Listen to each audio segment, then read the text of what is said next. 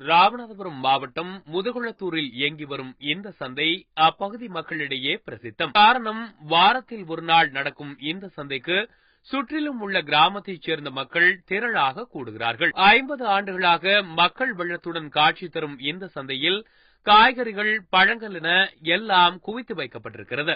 அன்றாட சமையலுக்கு பயன்படும் காய்கறிகள், மளிகை சாமான்களை இங்கு வந்து வாங்கிச் செல்லும் மக்கள் அதிகம்.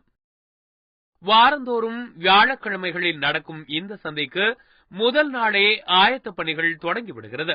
ராமநாதபுரம் மாவட்டத்தைச் சுற்றியுள்ள காக்கூர், கருமல், தேர்வேலி, கீழத்தூவல் என 30க்கும் மேற்பட்ட கிராம மக்களுக்கு இந்த சந்தைதான் பெரிய ஆதாரமாக இருக்கிறது. எல்லாமே ஓரளவுக்கு நார்மலா கிடைக்கும். எல்லாமே ஒவ்வொரு இடத்துல போறத விட இங்க ஒவ்வொரு இடத்துல கிடைக்காதா ஒவ்வொரு கடையில வாங்குறோம். ஓரளவுக்கு எல்லாமே நல்லா கிடைக்குது. பழங்கள்ல இருந்து, காய்கறில இருந்து, கருவாடு, மீன்ல இருந்து எல்லாமே கிடைக்குது. வாரத்துக்கு ஒரு முறை வாங்குறோம். ஓரளவுக்கு திருப்தியா இருக்கு. இயற்கையான முறையில் விளைவிக்கப்பட்ட காய்கறிகள், பழங்கள் என எல்லாம் இந்த சந்தையில் கிடைப்பதே இங்கு மக்கள் கூட்டம் அதிகம் வர காரணம். கீரைகள் எப்போதும் ஃப்ரெஷ்ஷாக கிடைக்கும் சந்தை இது. அதேபோல் குழந்தைகளை கவரும் விதவிதமான வத்தல், வடகமும் இந்த சந்தையில் மலிவான விலையில் விற்பனை செய்யப்படுகிறது.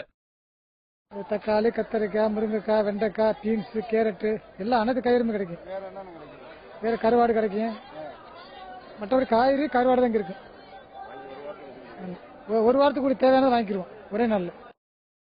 கடற்பகுதி சார்ந்த இடம் என்பதால் இங்கு கருவாடு விற்பனை ஜோராகவே நடக்கிறது.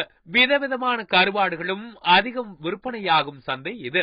அதேபோல் சுத்தமான கருப்பட்டி வாங்க விரும்புவோருக்கு ஏற்ற இடம் இது. பேருந்து நிலையத்திற்கு அருகிலேயே இந்த சந்தை நடப்பதால் மக்கள் வந்து செல்வதும் எளிதாகவே இருக்கிறது. மற்ற கடைகளில் கிடைப்பதை விட இங்கு விலை குறைவு என்பதோடு எல்லாம் ஒரே இடத்தில் கிடைக்கும் இடம் என்பதும் இதன் சிறப்பு. இதனால் முதுகுளத்தூர் பகுதி மக்களுக்கு ஒரு திருவிழா போல காட்சி தரும் இடமாகவே மாறியிருக்கிறது இந்த சந்தை. தந்தி டிவி செய்திகளுக்காக முதுகுளத்தூரில் இருந்து ஞான ஜெயகுரு.